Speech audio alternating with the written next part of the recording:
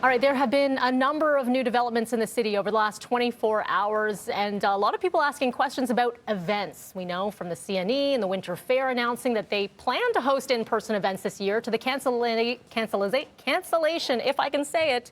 Gina's right there. I'm glad she's not laughing. To at least July the 1st. So let's break it all down, including our vaccination plans in the city. Mayor John Tory joins me now. Good morning to you. Good morning, Mel. Cancellation, it always trips me up. No, it doesn't. I don't know why I can't say that today. Let's talk about the events. We had a lot of people chiming in this morning, Mayor Tory, about what's a go, what's not a go, and obviously a lot of planning in play. When one event wraps up, they plan for the next year. So where did the decision-making come into place, and why that July 1st cutoff? Well, we work backwards from July 1st, and a lot of these organizations have to go out and sign contracts, for example, to hire artists to perform or to, book different kinds of things that they need, tables and chairs, to put it at its simplest. And we don't want them in a situation where they've gone and made those contracts and expended money that these organizations, don't have a lot of, and then to only turn around to find out that the health rules at the time or the health situation at the time won't permit the event to be held. And so if you look at something like Pride, they had already taken the decision on their own to cancel. But if you think about what Pride is, Pride is a huge celebration. It's a big party, but it's most of it is, whether it's the Dyke March, the Trans March, the big parade, the whole festival, it's shoulder to shoulder people in big crowd scenes. And I think most people will understand the fact that even if we are hopefully, and I've got my fingers crossed, every which way I could, back to a more normal way of life by Pride time, which is the end of June, we will not be in a situation because the vaccine program won't be finished. There'll still be people with, COVID, or it's still a danger. So we won't be back to the place where we can be shoulder to shoulder on Yonge Street watching the Pride Parade. And so we looked at events like that and just said those are the ones we'll have to say, unfortunately, for one more year, we will go virtual with. And that's what we did. And we took it out to that date because that's about as far out as people are having to sign contracts. And then we'll have to look again for the events that fall into the late summer and the fall. Is it something, so when you say look again, it's possible that something like the CNE could be called off then? I know the plans are in place for that it will be in person, but there's a potential there that it might not run.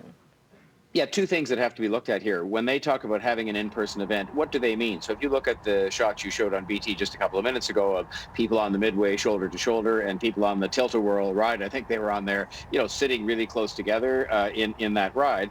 Maybe it'll be to the point where things are way better and lots of people have got vaccinated. We hope so by then, but maybe it won't be the case that you can do business as usual. And they'll come back with a model that says, here's how we'll run the CNE, a bit different, but we'll nonetheless try to run it. So nobody's making any judgment about the CNE at this stage, although I would say that the notion of us being able to have the CNE as per usual, exactly the same as it was in years before the pandemic, seems unlikely just because we'll still have to be careful. I think we have to accept the fact probably for some time while they finish out the vaccination program and while, we sort of make sure this virus is good and truly gone, we will have to be more careful and we will have to maybe continue to wear masks on the transit system or, inside an office building. These are things that I think it's likely, if we're just thinking sensibly, that even in August when the CNE happens, we will still be doing. When we speak about the vaccination program, our cameras were there touring one of the facilities. I believe this one was in Scarborough yesterday. And we wait to be able to get that supply and for the rollout. What are the discussions right now to be able to make this all happen? I know it's happening from a provincial level, but at the municipal level, are we set? Well, we just continue to get our clinics ready. So the one probably was in Malvern that City TV went to see. And that one is ready. If you open the door right now, all the chairs and tables and stations and, all the things that have to organize it, the signs, everything's ready. And so that was our job, was to get those ready. And then we have to have the supply come. And there was some good news coming yesterday on that, which the federal government, I know the Prime Minister's been working very hard on that. And then finally, you have to have what's in between, which is the information management and registration system, which is the province's responsibility. And they've indicated that's going to be opening on March the 15th. And the priority list, which they have done, which sort of says, here's the order. And again, they put parts of that out yesterday saying, if you're a health worker, you'll get your vaccination at this time. And if you're 75 years old, you'll get it at that time. And I think there's reason to believe that it could even improve that schedule over time, depending, again, on the supply and depending on people booking their reservations, which they can't do just yet. But I will just say from the city standpoint, we're working hard to make sure our part of this, where we're really, the province is like the managing partner and we're their partners in executing some of these things, mobile testing and clinics and this kind of thing.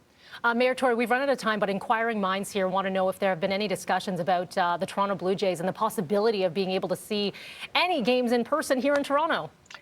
Yes, the discussions have been ongoing for several months now, going all the way back to last season, and the discussion has ended at the following place for the moment, which is that the Blue Jays will play their first couple of homestands in Florida, and we will then begin a continuous program of assessment of how the health situation is and what the border is like and whether people are traveling back and forth. So that I will just say that we're on it. I've been in touch with Mr. Shapiro. He's in touch with all the health authorities, and we're hoping, of course, again, fingers crossed, that we'll get to a stage in the city. I don't think it'll come immediately, though, where the Blue Jays can play some games here this year. But that's one of those things we just don't know yet. But we certainly are going to try to accomplish that, and I know that's what they want to do. So you're telling me there's a chance? Okay, appreciate well, it. There's a chance of a lot of things, including the CNE and including Sure. The Royal Winter Fair and including the Blue Jays. It's all going to depend on people following the rules and us getting into a better place than we're in today, because there's still a big concern about the variants and so on out there. So we have to be optimistic, and I am. But you have to do the stuff that gets us to the good place. You got it. All right, Mayor Tory, as always, appreciate your time. Thank you. Thanks. Okay. Bye-bye. All right. Yeah, spring training, really exciting. I'm a big Jays fan, so I'm hoping that there's something, Devo, something. You're going to be